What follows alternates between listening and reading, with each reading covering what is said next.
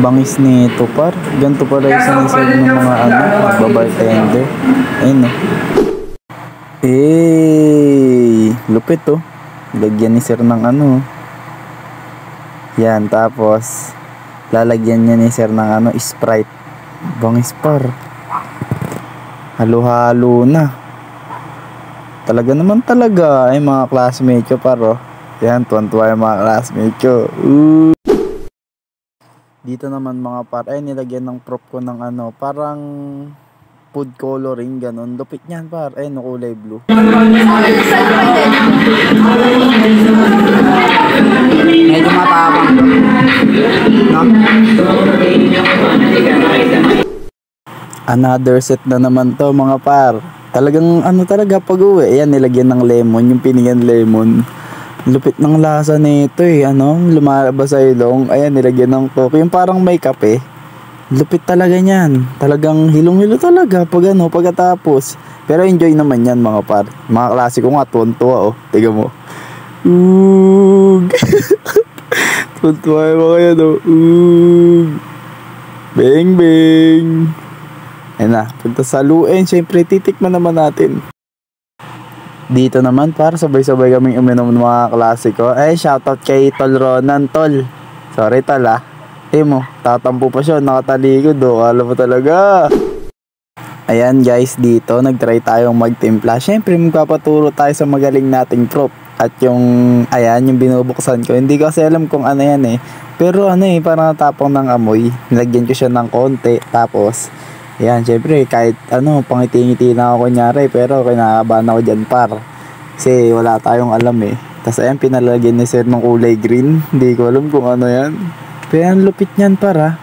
Tapos syempre, alam ko kumuha ko dyan ng yellow Ayan, may pinasalin pa siyang isa. Parang ito, food color ata to na kulay yung kulay red. Ayan. Nara natin, syempre. Hindi tayo marunong mag-shake. May proper na pag-shake kasi siya. Ayan. Ayan na, dinemo na ng prop ko.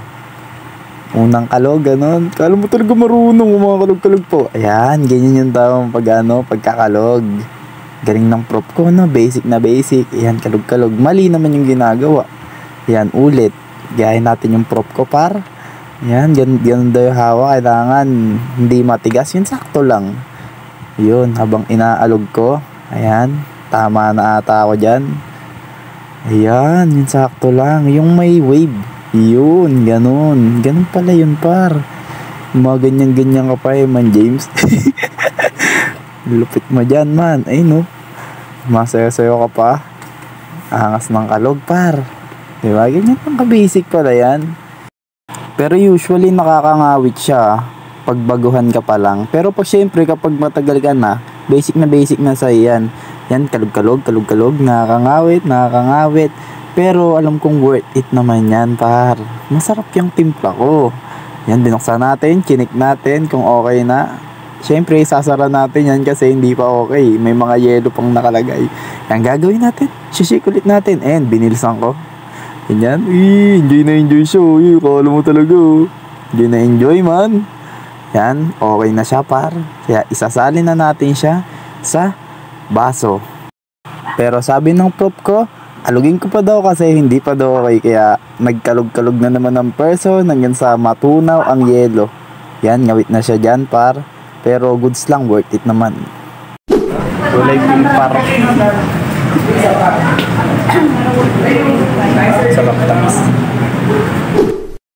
Ito naman, masarap na kape. Sama ko si Tol JB dito. Yan, pagtikim namin, ang sarap, lumalabas sa ilong. Sobrang tapang par. Dito naman par, tuwa si Gingging. Ayan, sarap baging. Pakla par.